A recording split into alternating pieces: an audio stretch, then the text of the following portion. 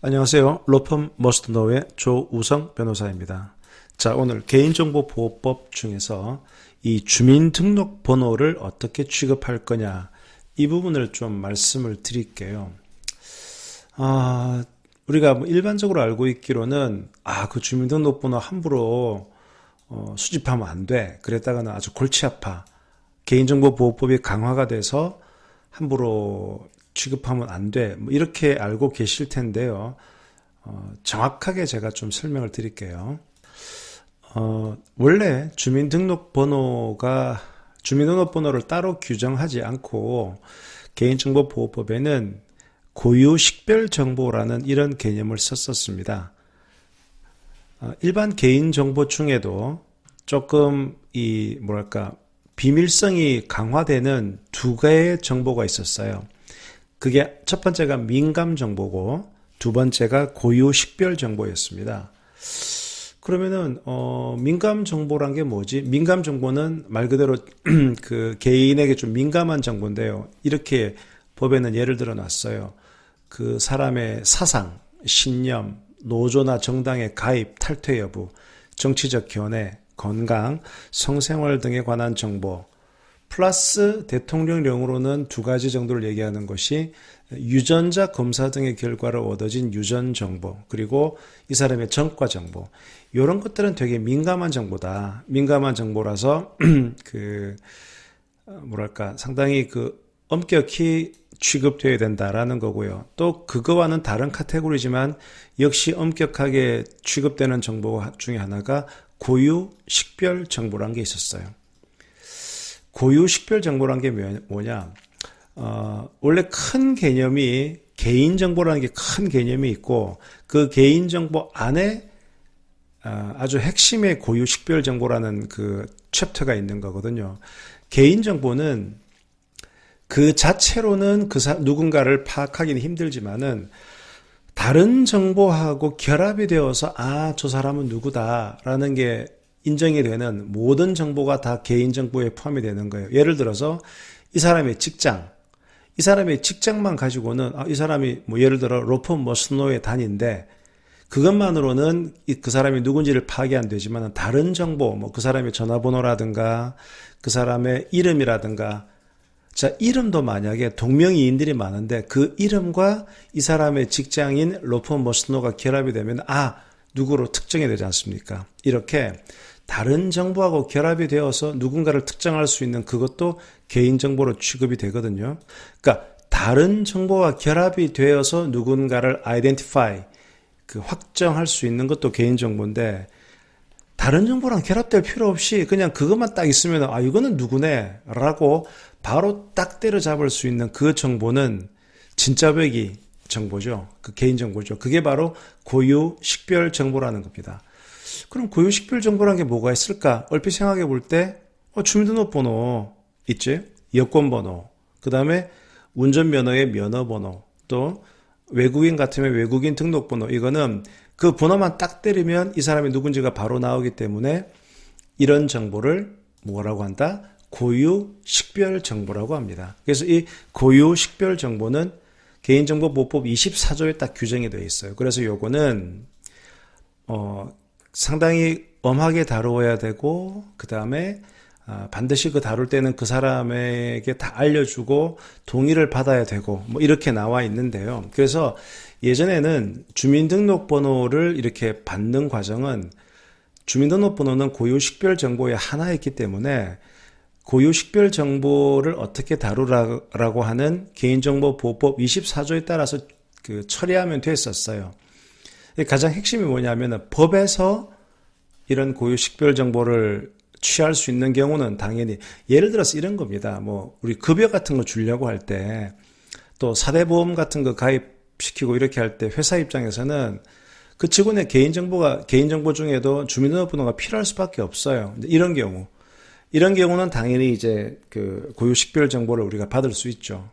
그래서 예전에는 주민등록번호를 따로 규율한 것이 아니고 고유식별정보라고 하는 제24조에서 그냥 종합적으로 규정을 하고 있었습니다. 그러다가 워낙 주민등록번호 유출과 관련된 사건이 많아지다 보니까 아하, 이 고유식별정보충에도 주민등록번호는 조금 엄격하게 관리되어야 되겠다라고 해서 24조의 2, 보통 우리가 법을 만들 때 뭐 몇 조의 2, 몇 조의 3 요거는 법조항을 삽입할 때 그런 거예요. 그래서 24조가 원래 고유식별 정보에 관한 규정이었는데 거기에 24조의 2를 만들어서 요거는 고유식별 정보 중에서도 주민등록번호를 어떻게 한다라고 하는 특례 규정을 둔 것이 개인정보보호법 24조 2입니다. 요게 2013년도에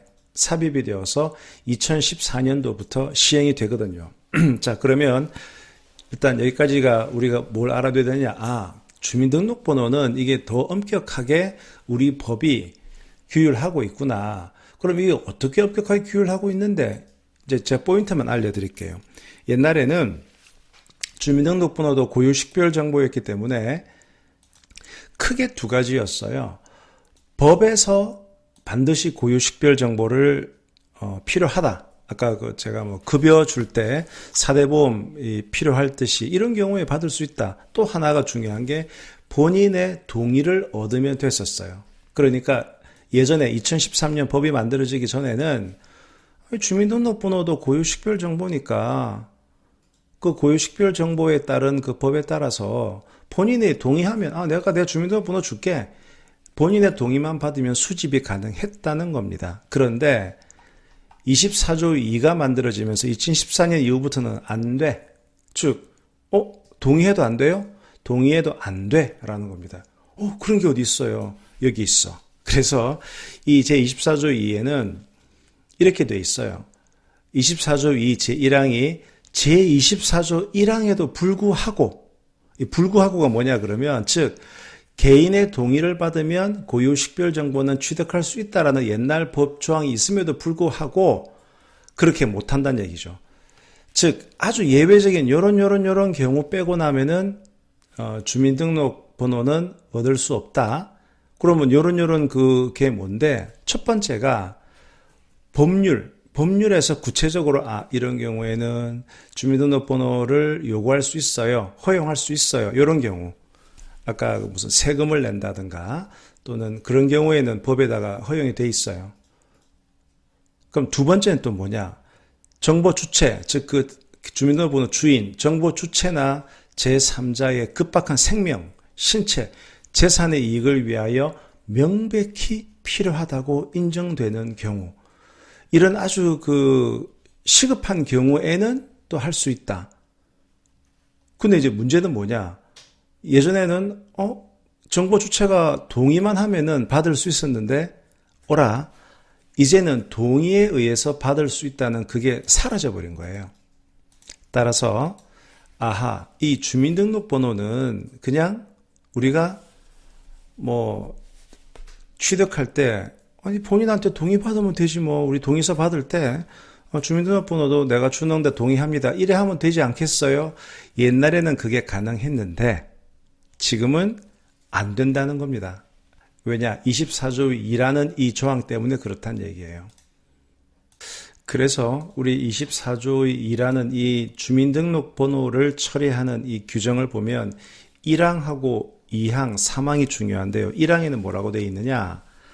1항에는 아까 말씀드린 대로 법이나 법에 규정이 되어 있거나 정보 주체나 제3자의 급박한 생명, 신체, 재산의 이익을 위해서 명백히 필요한 경우를 제외하고는 수집하면 안 된다.